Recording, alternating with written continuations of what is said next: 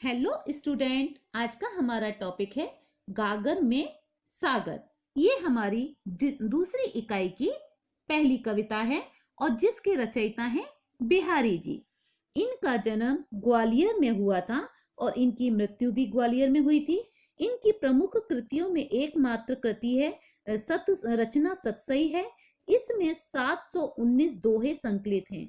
सभी दोहे सुंदर और सराहनीय हैं। इन दोहों में कवि ने नीति परक दोहों को अवगत कराया है, नीति परक उससे अवगत कराया है। या अनुरागी चित्त की गति समुझे नहीं कोई। कवि कहते हैं कि अनुराग यानी प्रेम, चित्त यानी मन, इस प्रेम से भरे मन की स्थिति कोई नहीं समझ सकता। ज्यो ज्यो बूढ़े श्याम रंग त्यों त्यों उज्जवल हुई। ये जितना जैसा जैसे जैसे ये श्याम रंग यानी श्याम के कृष्ण भगवान के यानी ईश्वर के रंग में रंगता जाता है, वैसे वैसे ये उज्जवल और विनम्र होता जाता है। घरु घरु डोलत दीन हवे जुन जनु जाचतु जाई। कि घरु घरु यानी घर घर, डोलत यानी जाना, दीन हवे यानी दीन बनकर, लालची व्यक्ति दीन बनकर यानी गरीब बनकर घर घर घूमता है। जुन जनु जाचतु जाई, और कुछ पाने की याचना वो हर किसी से करता है। दिए लोग चश्मा चखनू, उसकी आंखों पर लोभ यानी लालच, चश्मा यानी चश्मा, चखनू यानी आंखें, उसकी आंखों पर लालच का चश्मा चढ़ा होता है। लघु पूनी बड़ो लखाई, और जो कोई भी उसके इस लालच की पूर्ति करता है, उसके स्वार्थ की पूर्ति करता है, वही व्यक्ति उसके लिए योग्य और बड़ा वो मान लेता है। कनक कनकते 100 गुनी मादकता अधिकार। कनक, इसमें एक कनक का अर्थ है धतूरा और दूसरी कनक का अर्थ है सोना। 100 यानी 100, गुनी यानी गुण, मादकता यानी नशा, अधिकार यानी अधिक। कवि कहते हैं कि धतूरे से 100 गुना अधिक नशा सोने में यानी धन में होता है। उही खाए बोराई जगू इहे पाए बोराई। धतूरे को खाने से व्यक्ति अत्यधिक नशे में डूब जाता है अथवा बोरा सा जाता है। यह पाहे बोराई, और जिस किसी व्यक्ति के पास अत्यधिक धन आ जाता है, अत्यधिक सोना आ जाता है, वह भी धन के नशे में चूर हो जाता है, अर्थात बोराया सा हो जाता है।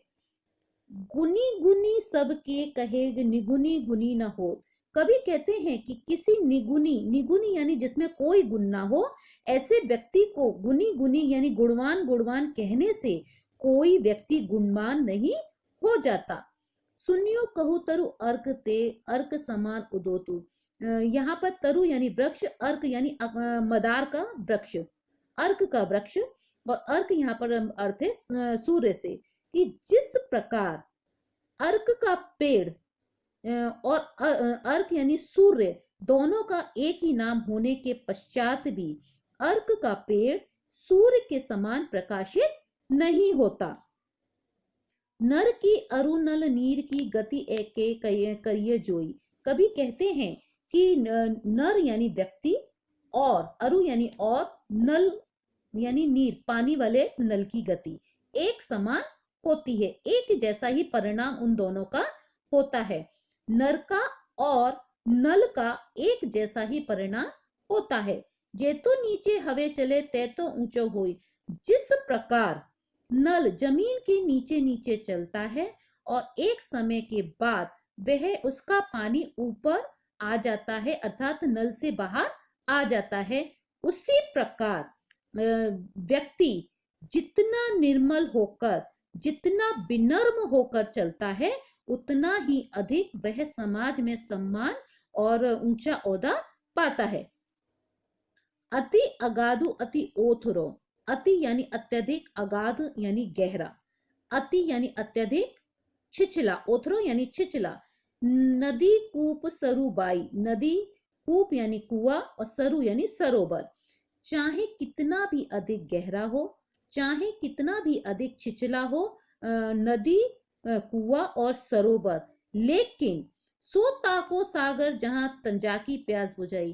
लेकिन उस प्यासे व्यक्ति के लिए तो वही सागर के समान है जो उसकी प्यास बुझाता है। बुरो बुराई जो तजे तो चितु खरो सकातु। कवि कहते हैं कि अगर कोई बुरा व्यक्ति है तो वो हमेशा ही लोगों के साथ बुरा करता है और उसकी बुराई करने के अलावा उसमें कोई भी गुण और अवगुण नहीं होता।